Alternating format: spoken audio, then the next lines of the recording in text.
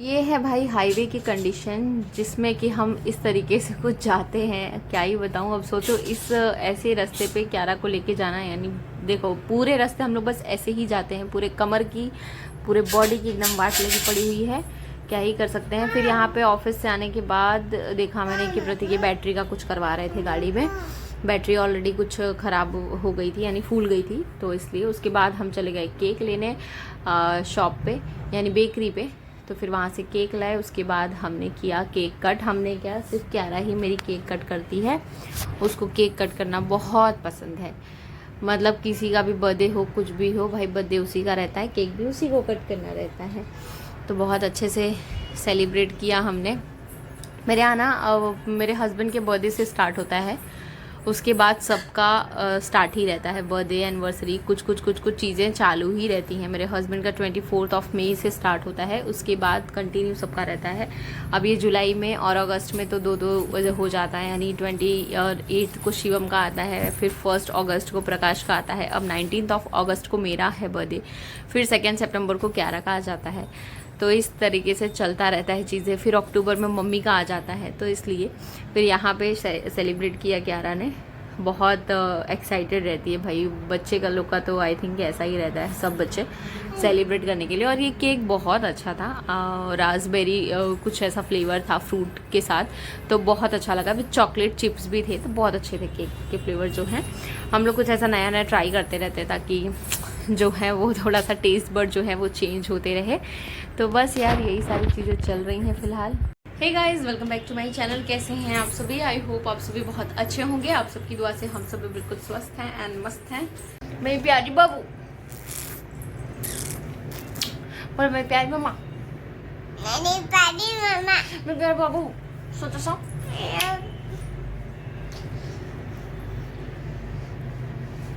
टपुच्ची कौन देता? कोई नहीं देता टपुच्ची, ये टपुच्ची कौन देता? कौन?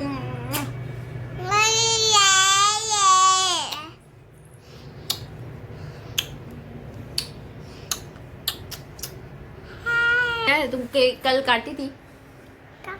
केक काटी थी? हाँ। कैसे काटी थी? ऐसे मेरी चिड़िया रे, एकदम से सुंदर है, मम्मा को पसंद है।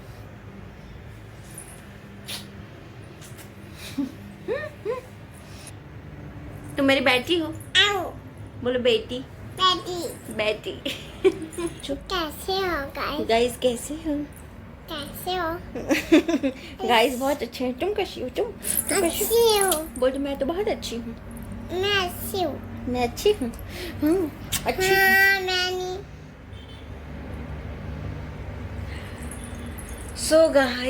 सो गाइस अभी हमारे यहाँ थोड़ी सी नहीं, बहुत ज़्यादा कन्फ्यूज़न चल रही है। आप इसलिए मैं वीडियो बना रही हूँ। मैंने सोचा हो सकता है क्या, ज़्यादातर लोगों को पता ही रहता है।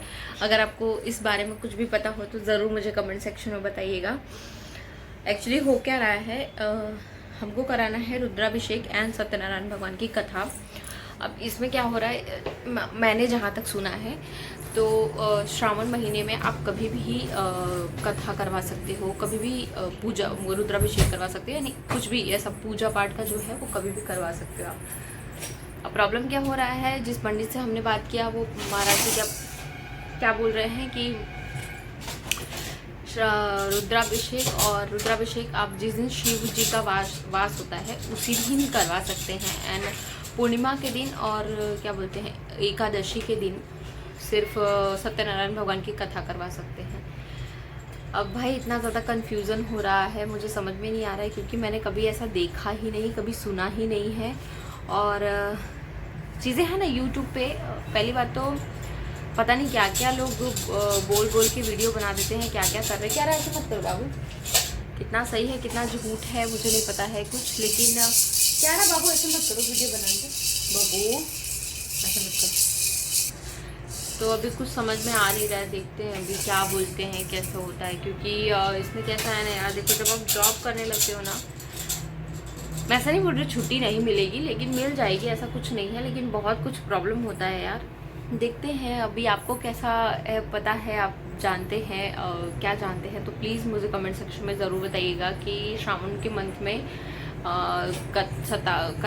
सत्यनारायण भगवान की कथा एंड रुद्राभिषेक दोनों कब करवा सकते हैं, कैसे करवा सकते हैं, क्योंकि कथा करवाना इसलिए इम्पोर्टेंट है क्योंकि बताते देखो मेरा बैग, मेरा बैग, तुम्हारा बैग, देखो टिफिन। हाँ देखो टिफिन। कथा करवाना इसलिए इम्पोर्टेंट है क्योंकि पिछले साल मेरे दादा ससुर जी एक्सपायर हो गए थे, तो सब कुछ जो मरने का काम होता है वो सब कुछ यहीं से मेरे घर से हुआ है। तो इसलिए 1 साल तक कुछ आप शुभ काम नहीं कर सकते, कोई फेस्टिवल नहीं मना सकते। तो अब 1 साल हो गया है, उनकी बरसी भी हो गई है जैसे कि वीडियोस में आपने देखा।